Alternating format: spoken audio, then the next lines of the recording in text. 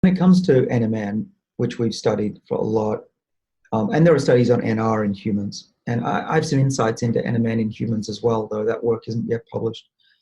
Um, I, what can I reveal? I can reveal that taking doses, uh, say less than 250 milligrams, don't have a big effect on NAD in the blood. That would make sense. You Yeah. do have to take high doses, but it's complicated by the observation that a single dose won't have a big, long-lasting effect anyway. Excuse me. We see that in mice as well. You take one hit of NMN and it'll go up, maybe go about 50%, and then it'll quickly die away in levels.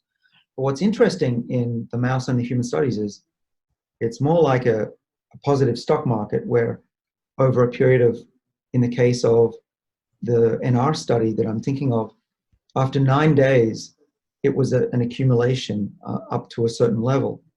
And so if a study has only done a one time point in a human or in a mouse, be careful, because that's probably misleading.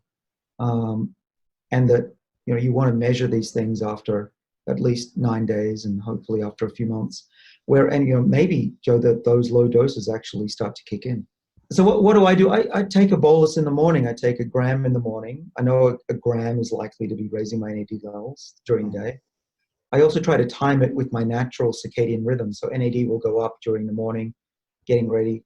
But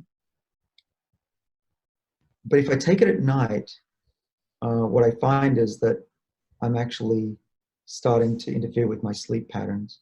Interesting. Yeah, and a lot of people have told me that that's the case as well with resveratrol as well.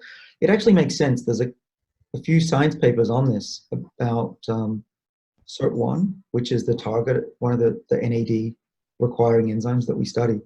So SIRT1 is also, its activity is cycling through the day with NAD, turning on genes that are required for morning activities and going to sleep at night, clearing the brain at night. We think if you get those out of kilter, it makes sense that you will not only affect your body's metabolism, find it hard to sleep, but you could even start to have the effects of jet lag inadvertently.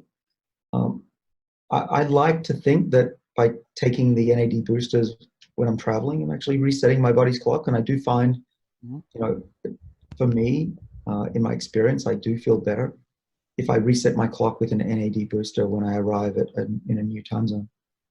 In mice, we do know that it's cycling through the day. Let's see, we're right on the cutting edge here.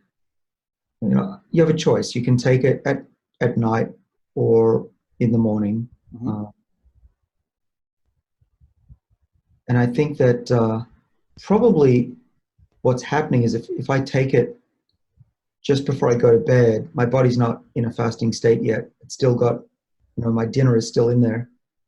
And so it's mimicking fasting. It's raising NAD levels just when it should be starting to tailor off. I think probably what's happening, Joe, is, now that I'm thinking out loud, is towards the early morning, your NAD levels are going to start coming up because that's when your stomach's empty and you've absorbed a lot of the nutrients overnight. And as it's coming up towards, waking up and in the early morning, that's when I provide my boost.